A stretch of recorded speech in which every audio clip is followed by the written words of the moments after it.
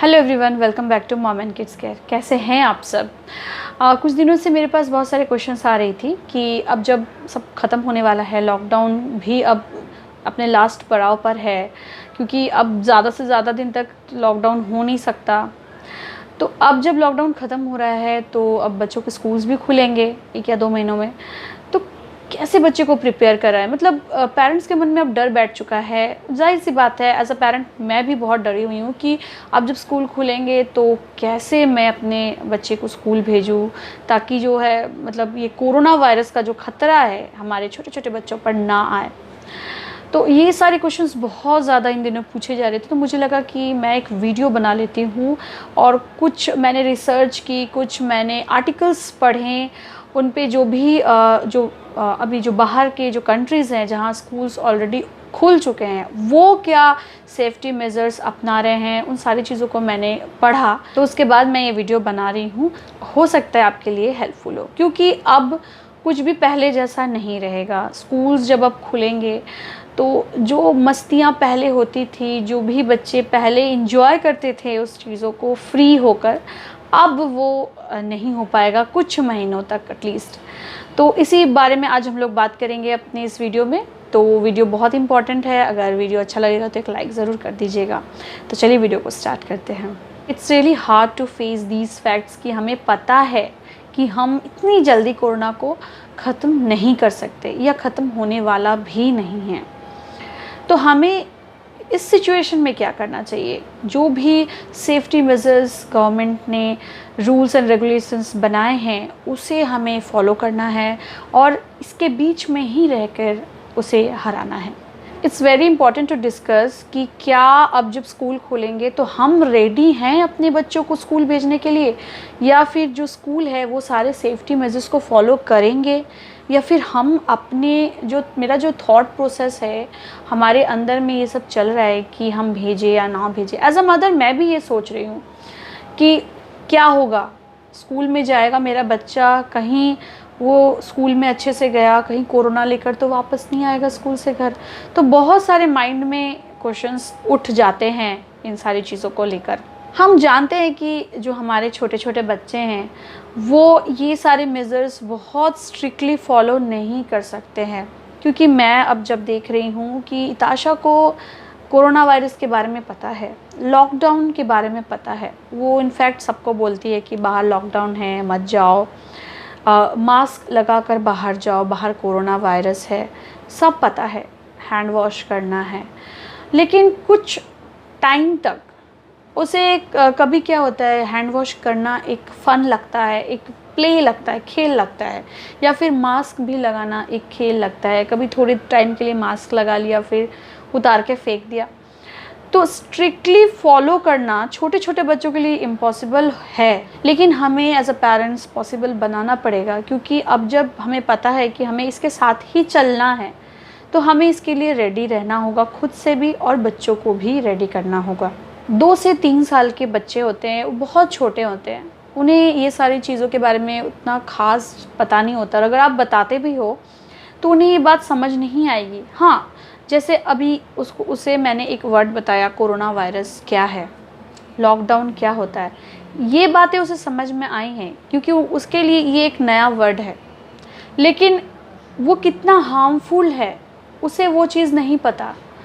तो as a parents, as a mother, as a father हमें उन्हें समझाना होगा कि जो बाहर है वो कितना हार्मफुल है हमारे लिए, उनके लिए। हमारी रिस्पॉन्सिबिलिटी है कि हम उन्हें समझाएं कि हम हैंड वॉश क्यों कर रहे हैं, हम मास्क क्यों पहन रहे हैं, बाहर क्या हो सकता है। आप अपने बच्चे को बहुत अच्छे से जानते हो, और जितने अच्छे से आप अपने बच्चे को समझा सकते हो कोई और नहीं समझा सकता। तो हमारी रिस्पॉन्सिबिलिटी है कि हम अपने बच्चे को इन सारी चीज़ों के बारे में बताएं। देखिए, अब 6 से 7 साल के जो बच्चे होते हैं उन्हें बहुत हद तक ये सब समझ में आता है कि हमें क्या करना चाहिए, क्या नहीं करना चाहिए। तो वो इंस्ट्रक्शंस को फॉलो करेंगे, सेफ्टी मेजर्स को भी फॉलो करेंगे। लेकिन जो छोटे छोटे बच्चे हैं, प्ले वे में जाते हैं, उन्हें ये सारी चीज़ें जो है एक फ़न लगती हैं, या फिर वो उन चीज़ों को थोड़ी देर के लिए मानेंगे फिर सब भूल जाएंगे, क्योंकि उनकी ये टेंडेंसी रहती है छोटे बच्चों में। एज़ अ पेरेंट मैं सोचती हूँ कि अब जब इताशा घर में है तो उसका जो एजुकेशन है वो कितना लॉस में जा रहा है, क्योंकि ये नहीं है कि हम उसे घर में पढ़ा नहीं रहे हैं, लेकिन स्कूल की एक अलग बात होती है। बच्चा जब स्कूल जाता है तो बहुत सारे एक्टिविटीज़ बच्चे के साथ होती है, बच्चे को बहुत ज़्यादा एक्सपोज़र मिलता है, तो वो सारी जो चीज़ें हैं वो उसको चार दीवारी में नहीं मिल पा रही हैं। लेकिन ये फैक्ट है कि हमारे पास और कोई चारा नहीं है, हम मजबूर हैं कि हमें बच्चों को घर के अंदर ही रखना पड़ रहा है। अब स्कूल खुलेंगे तो भी हम इस टेंशन में रहेंगे कि घर में तो बच्चा चलो सेफ़ है, मुझे पता है, लेकिन स्कूल में क्या होगा।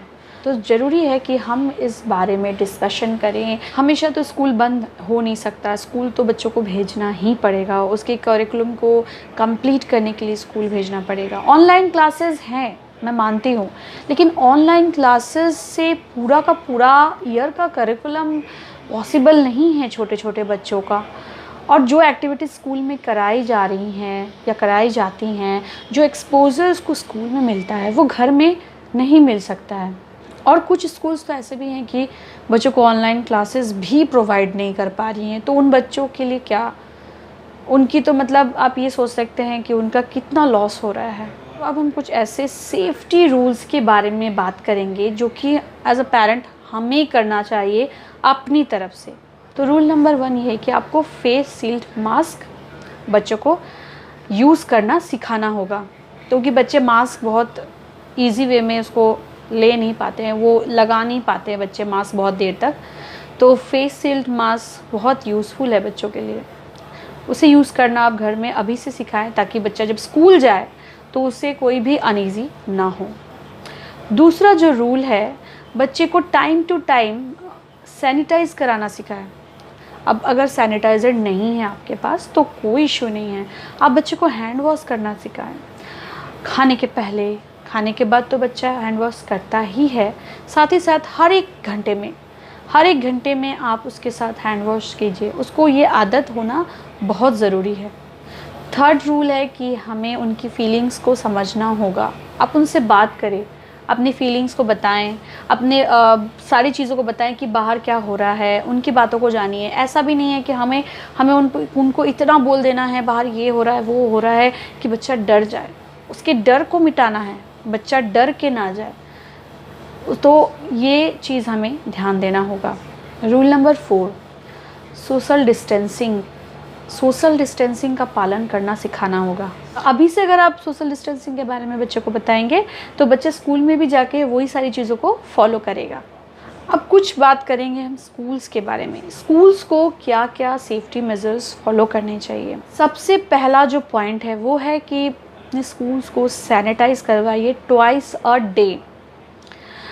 क्लासरूम, बेंचेस, चेयर, टॉयज़, बच्चों से रिलेटेड हर एक चीज़ जो भी बच्चा छू सकता है वो सारी चीज़ें सैनिटाइज होनी चाहिए।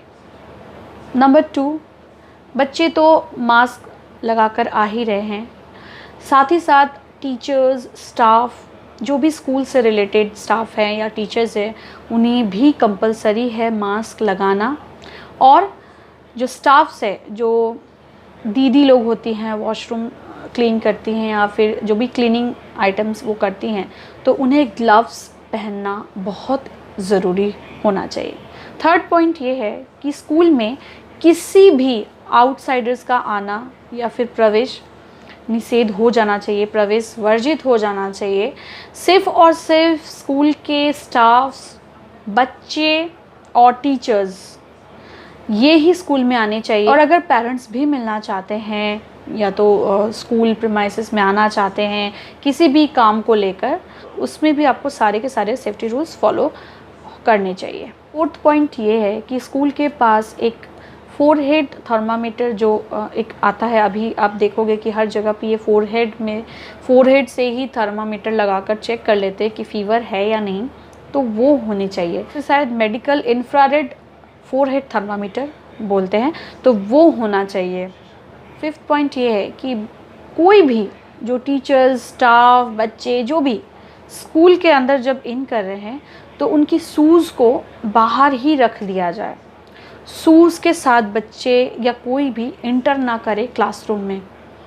क्योंकि हमें पता है कि शूज़ के साथ भी बहुत सारा वायरस आ सकता है अंदर। तो जो बाहरी शूज़ हैं वो बाहर ही रह जाएं, और पेरेंट्स से बोलकर extra pair of shoes school से रख सकते हैं। बच्चा जाएगा, अपने वहाँ के जो शूज़ हैं वो पहनेगा और वो पहन के क्लास में अपना क्लास अटेंड करेगा। जब फिर क्लासेस ख़त्म हो जाएंगी छुट्टी के टाइम में, फिर वो सारे शूज़ बच्चे अपने स्कूल में ही रख कर और बाहर के जो शूज़ हैं वो पहन के अपने घर आ जाएंगे।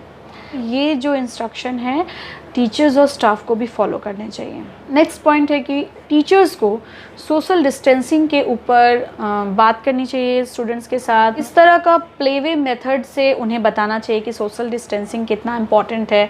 जैसे कि हर एक स्कूल में प्ले स्कूल्स में प्रिटेंड प्ले होता ही है, तो कुछ इस तरह का प्रिटेंड प्ले करके बच्चों को सोशल डिस्टेंसिंग के बारे में बताना चाहिए।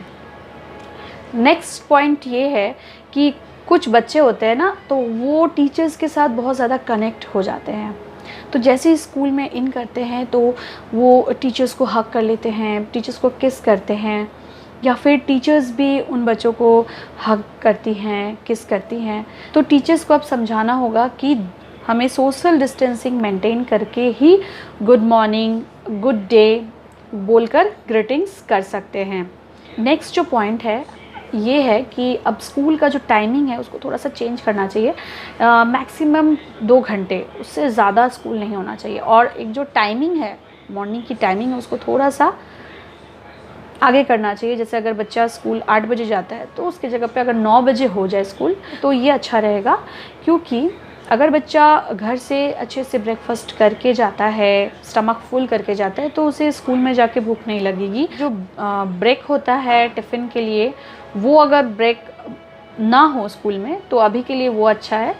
फिर जब जैसे जैसे थोड़ा बहुत नॉर्मल होने लग जाएगा तो टिफ़िन फिर से जैसे टाइमिंग भी बढ़ जाएगा तो फिर जो ब्रेक है टिफ़िन की वो भी होने लग जाएगी। लेकिन अभी के लिए थोड़ा सा इस चीज़ को अवॉइड करना चाहिए। और एक बहुत इम्पॉर्टेंट पॉइंट ये है कि अब जब जैसे ही बच्चे स्कूल आने लग जा रहा है तो बच्चे के सारे डिटेल्स कि बच्चे के घर में कोई कोरोना पॉजिटिव तो नहीं है, या फिर बच्चे के घर में कोई बाहर से तो नहीं आया है, या फिर किसी बाहरी से मिला तो नहीं है, या फिर कुछ इस तरह की चीज़ें जो कोरोना सिम्टम्स हैं वो सारी चीज़ें तो नहीं हुई हैं, या फिर टीचर्स की, स्टाफ्स की, सभी के डिटेल्स स्कूल के पास होने चाहिए। अगर ऐसी कोई प्रॉब्लम नज़र आती है तो आप स्ट्रिक्टली उस बच्चे के पेरेंट्स को या फिर टीचर को या फिर स्टाफ को आप स्कूल आने के लिए मना कर सकते हो।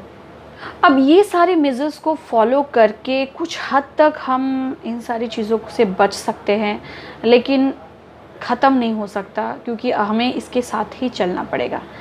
लेकिन इन सारी बातों के बाद भी मैं आप पर ही छोड़ती हूँ। आपको पता है आपके बच्चे के बारे में। एज अ पेरेंट आप डिसाइड करो कि आपके बच्चे को स्कूल भेजना चाहिए या नहीं भेजना चाहिए, या कब भेजना चाहिए। ये टोटली जो है आपका कॉल है। आपको अपने बच्चे के लिए जो भी ठीक लगता है आप वही करें। तो कोरोना तो अब ख़त्म हो नहीं सकता है, हमें ही इसके साथ रह कर इससे लड़ना होगा। तो चलिए आज का वीडियो यहाँ पर एंड करती हूँ। आप मुझे कमेंट करके बताइएगा कि आपको ये वीडियो कैसा लगा। अगर वीडियो अच्छा लगा तो लाइक ज़रूर कर दीजिएगा, और कोई भी क्वेरीज़ हो इससे रिलेटेड तो आप मुझसे पूछ सकते हैं। आप मुझे इंस्टाग्राम में भी जाकर फॉलो कर सकते हैं। तो फिर मिलती हूँ मैं एक नए वीडियो के साथ। तब तक के लिए अपना ख्याल रखिएगा।